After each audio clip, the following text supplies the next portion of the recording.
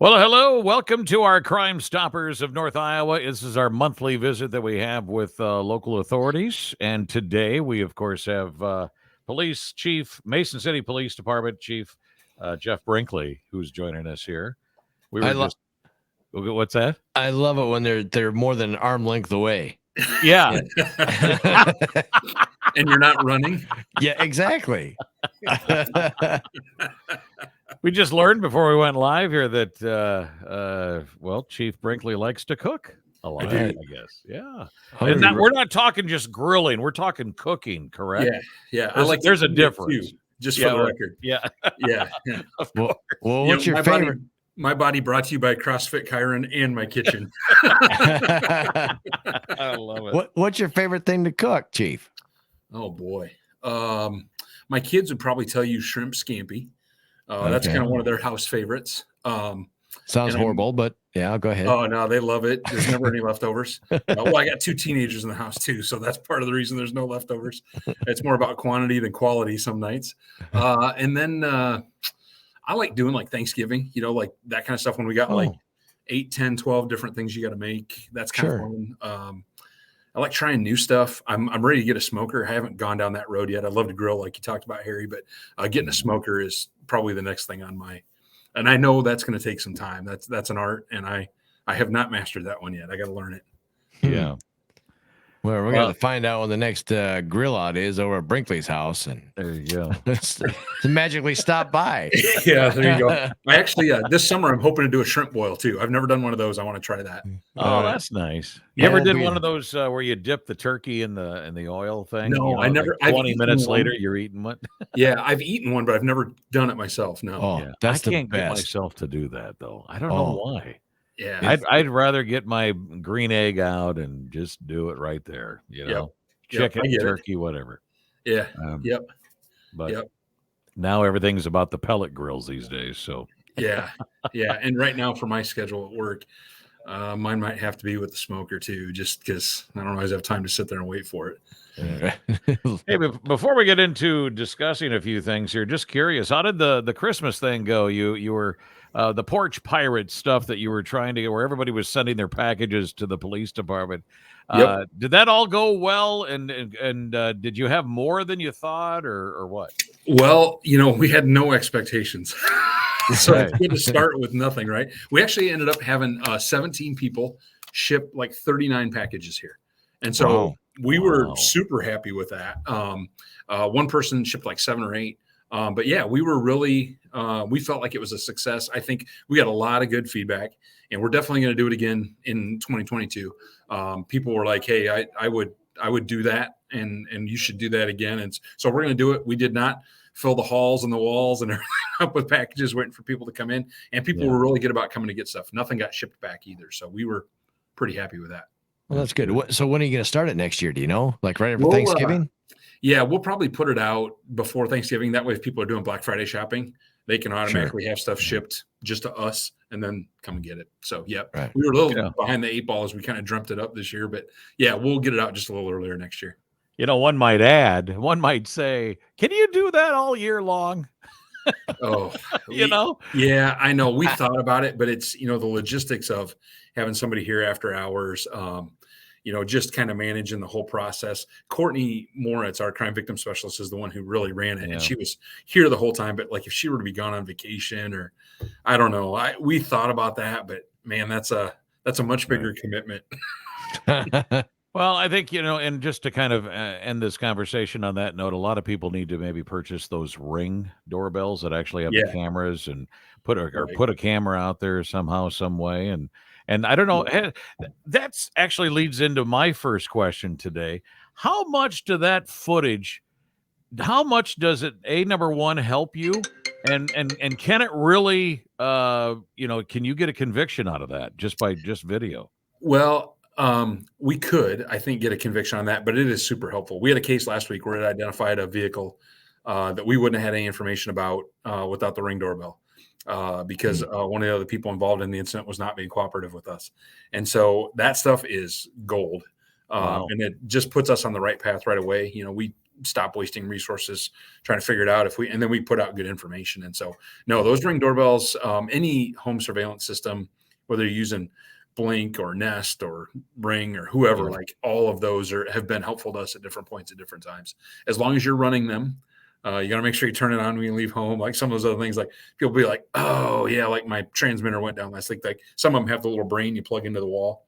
Oh yeah, that thing goes down or it fills up, or you have to delete it once in a while just to get the old stuff off. But no, those are all very helpful to us at different points in different kinds of cases. What I would think that. Well, I've seen you guys put the pictures up, the still photos on your on the police department's Facebook page. Like, hey, we need some help. Does anyone know who this is? Yep, I think that's awesome. Oh, we do too. Crowdsourcing those things are fantastic. Yeah. And we usually get pretty solid leads out of that too, if they're from around the area. Right. Yeah. And it takes good pictures or video that pretty clear quality on that. Yep. We get dinged on that every now and then. It always makes me chuckle when we put something out and we only got what we got. If we could make it better, we would enhance it for you. And if we could enhance it and read it, we would have already done it.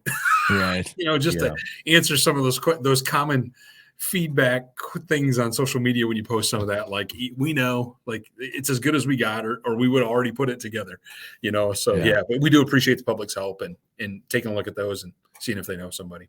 Sometimes I'm just so curious how, we are in a technical world today, and I don't understand how the criminals don't stop and think, oh my gosh, I'm going to get caught. I mean, I know everything's karma, but gosh, I just really, don't you know that there's cameras everywhere? You really, Yeah. I mean, if Jay and I tried to do this, you guys would catch us within 2 minutes. Yeah. Because Harry would talk about it on the radio. That's why. Yeah. You wouldn't believe what I got away with. Yeah. Or you might get caught because Jay's texting while he's driving. Yeah, that's right. Oh, come on. It's coming out. But no, I'm with you. That's why I tell my kids, I'm like, hey, you're on camera more than you're not on camera when you're out and about these days. Like, just be smart about what you get caught doing. So, because you got to answer to mom and dad, and we're going to know. I think they just probably think they're a little bit smarter than what. Yeah. And trouble is, it's like, okay, take your chances. But it's, what Right. we need to do is find these little cameras on cars right by the catalytic converter. So it's right on the face of these guys, Yeah. It's been a month since we talked to Sheriff Pals about that. What's the situation? Were you guys talking about that in the Crimestoppers meeting this month?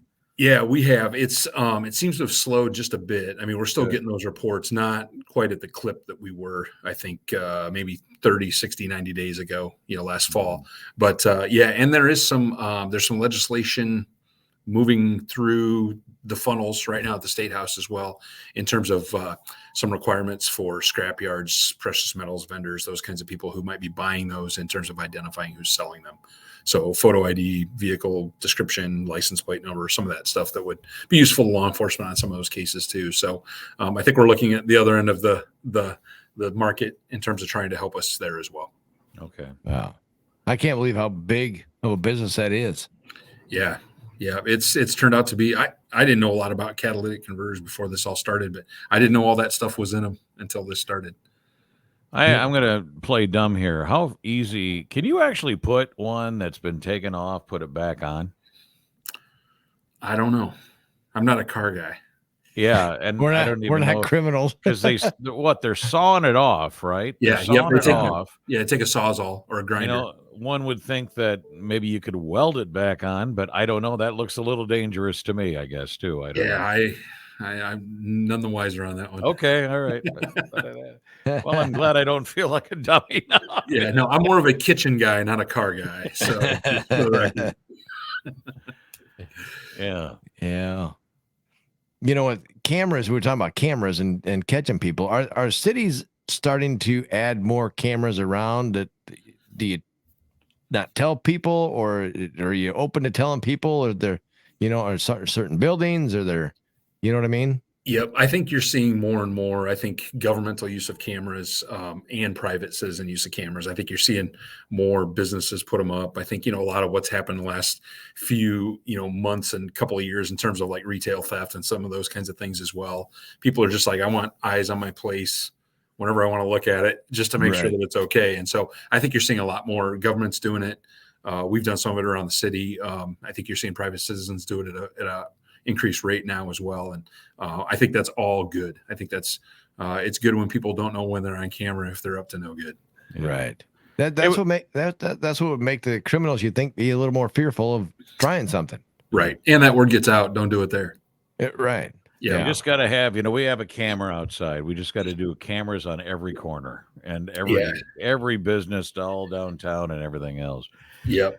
Say, Chief, we've got our good friend Angelina here. She asks a question. I don't know if this is all going to fit in the window here, but I'll let you see if you can read it. There you go. It's kind of small.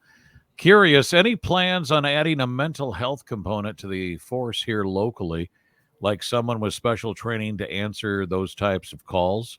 I know Iowa has some dollars to expand mental health care. Just wondering if any will go to police. Yeah, great question. Thanks for sending that one in. We've been doing a few things around here already before kind of discussion got going. In probably 2017, we added a mental health advocate. Now it's known as the justice coordinator position in a partnership with County Social Services, who was our social services region at the time. And so that position housed out of the police department with the idea that every day we created a report out of our previous 24 hours of patrol work on people who were with mental health or substance use issues who were interfacing with us in crisis. And so then that person, the justice coordinator, would go to work on that and follow up with those people, and she would call them or find them or call their doctor, their provider, their treatment provider, those kinds of things, and start to try to get them back into their support system. The idea was that we would not see them when they were in crisis, and therefore we wouldn't use force on them. They wouldn't get jailed for mental health issues, those kinds of things. And so we've had remarkable success with that, and we're still doing it. So we're in the CICS region now, which is more central Iowa based. We have a justice coordinator here still through CICS that's doing that. And then we're also doing some additional training things. We are we'll have crisis intervention training through about a third of the department when we're through with a federal grant that we're working on right now. The idea is with that is some of the, it's slowing the contact down. It's putting some of that de-escalation stuff in front of that, but we're also responding with mobile crisis now. And so when we get a call, I cover patrol this weekend for a couple of shifts, and we had a call of a suicidal female. She'd been drinking. She was intoxicated. She recently lost a family member. And so we were kind of, she's not, we didn't want to arrest her. She wasn't really interested in going for medical treatment and probably wasn't going to screen into needing to stay there. And so mobile crisis is a service funded through our mental health region through CICS. And that is social workers that will come to us at that scene to help that person. And so we made the call to mobile crisis. About 15 minutes later, they pulled up and we handed off, we left, and they finished up with her. And so it was really, really great. I think mobile crisis is awesome. And it's the nice part is we don't have to be the initiator. Anybody can call mobile crisis at the hotline number. It's and there's nothing. The crisis isn't defined. It's whatever the crisis is for you as the patient, juvenile or adult, 24 hours a day, 7 days a week, 365 days a year. And so it's a great service. We're excited about that. And so we're starting to make more referrals that way. We're hoping that as that program catches on in the community, that people will self-call there instead of calling the police.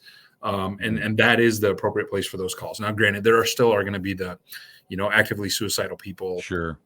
Some maybe some drug or alcohol intoxication issues where our response is first, because we're going to get people emergency treatment that they need, maybe with fire department or ER, those kinds of things. But no, we are really working hard to try to, if we get those calls, making the referral off to mobile crisis or CICS, or Prairie Ridge has their drop-in center downtown. The community health center sits up in the old Decker building there at 4th and North Federal, and we have some good community partners that want to help and want to have some impact if people will let them. You kind of wonder, how much could be averted. I mean, what's the percentage? I wonder how many of how many crimes out of 10 could be averted that way by just like a team like this. You know what I mean? Yeah. And I think we're on the right track. I think one of the things we learned 3 or 4 years ago when the community health center opened was that a lot of dental pain, tooth pain, toothaches, those kinds of things really drive a lot of substance use. I was completely unaware of that, but there's a huge correlation there. And so now that we have some of that dental treatment available in the community on a sliding fee scale at CHC, I think that's making a huge difference. I think that has helped take some of the burden off the Mercy ER because people can get into CHC and get seen there as well. And we walk crisis patients into the community health center, and they help us with them as well. I mean, we've got some great local partnerships with people that are trying to do good by people that are struggling with mental health. Yeah. Oh. Well, Jeff, I think that, I'm involved with recovery and Right. To have, this country, this area, we've all, first of all, mental health I don't think it's ever going to go away. It's always going to be there. But I just encourage people that are either watching or listening out there to, man, when you, if there is someone that that's going through some tough times, man, first of all, I think you need to be a friend and just talk to them. Yep. And then, reach out. You got to talk to them about it or whatever. But it's there. We have the people. We have the people that can actually help you. And it's just a whole. You know what? It's a perception thing. Yeah. And people's perception just gets out of whack once in a while. Right. We've all done it. Come on.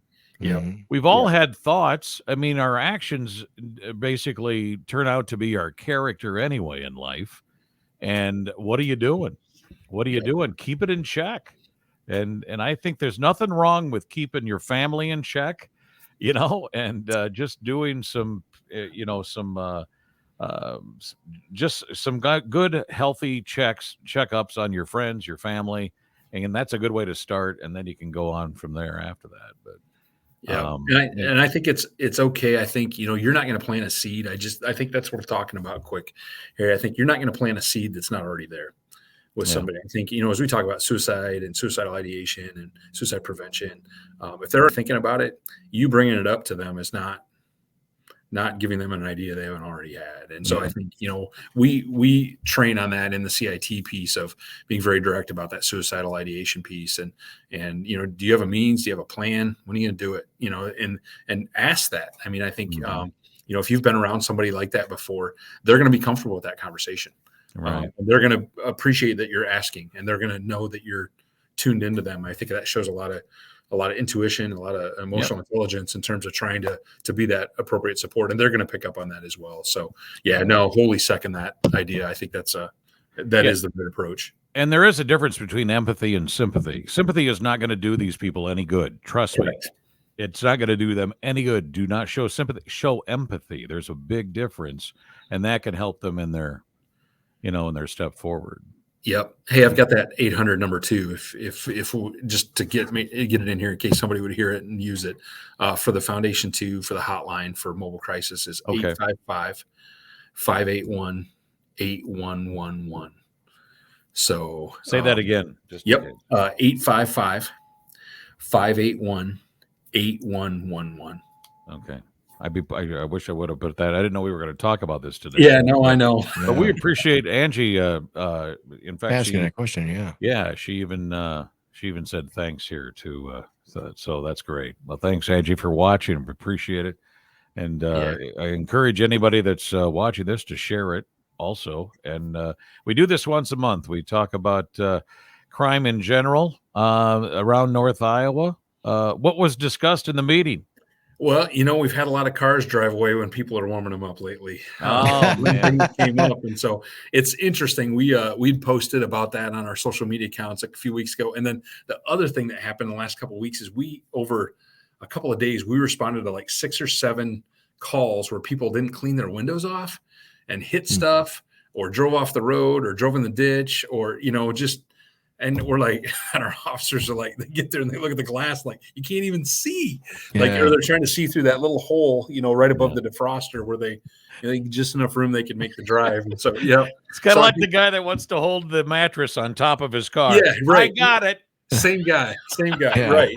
And so I think it's really, worth noting on both of those. Don't leave the car unattended, unlocked, those kinds of things when you warm it up, and then clean the glass, at least the windshield, before you go, so that you don't encounter us on the way there because something unfortunate happened because the little hole you were looking through just didn't get big enough fast enough. So those were a couple of things that really came up. And I see that all the time here in the studios in the morning. I'm going, well, that person's running late today. Yeah. That's usually what happens. Right. That's what's nice about having a garage, I guess. Correct. Yeah, that too. Take off.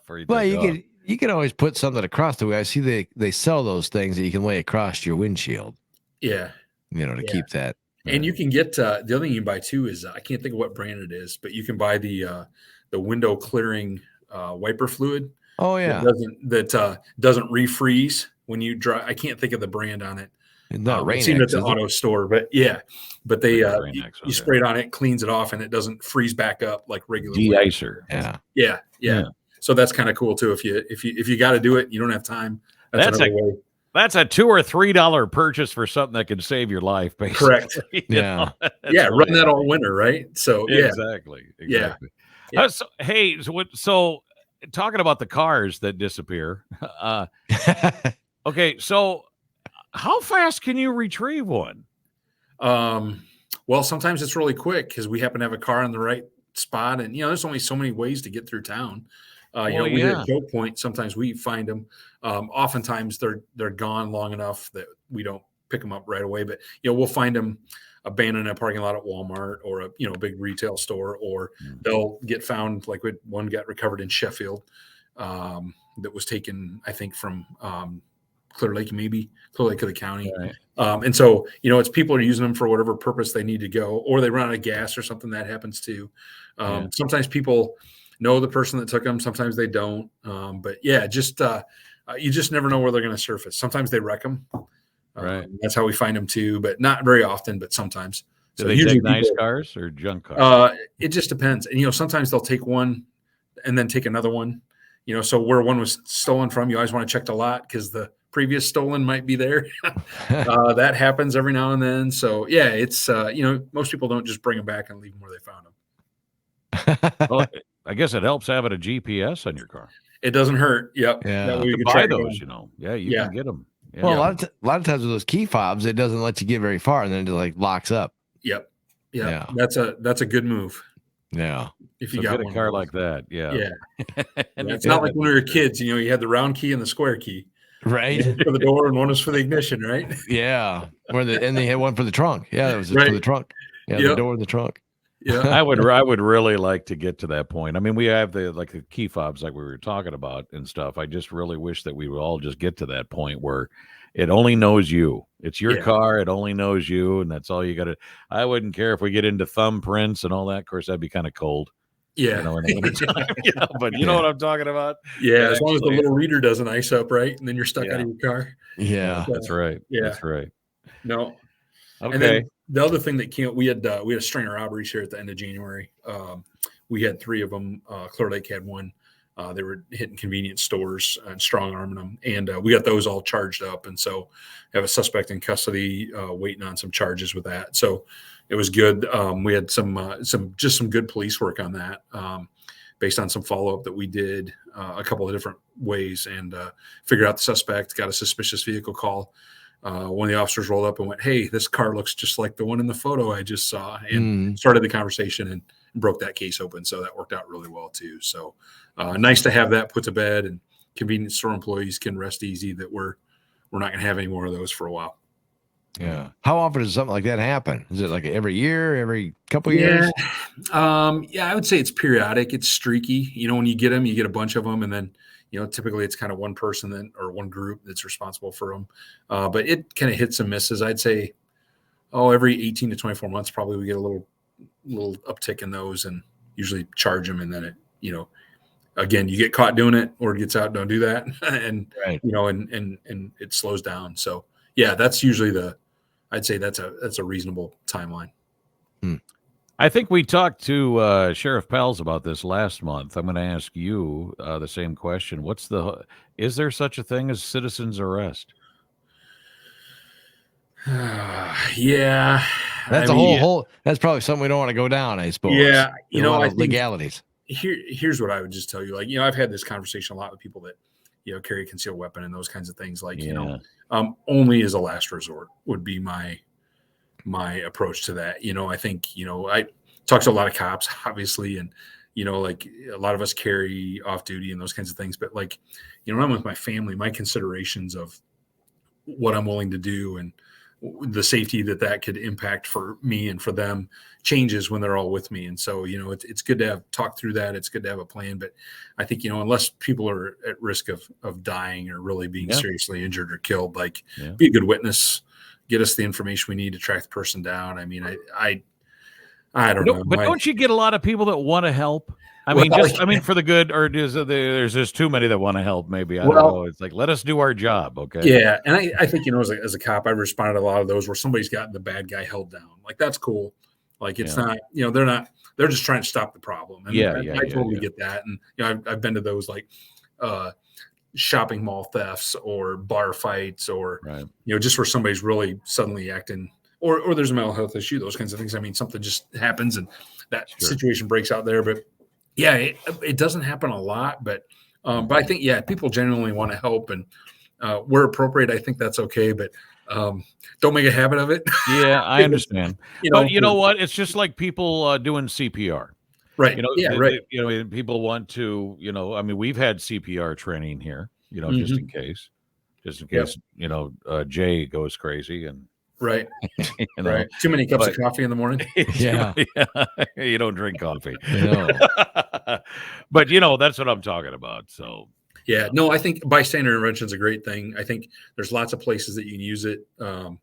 Use it when your friend's going to drive drunk. Use it when, you can make sure somebody's going to get home from the bar okay, or you prevent an assault or sexual assault or those kinds of things. But it's not always the answer. So I think, it's a good for people to think through it ahead of time.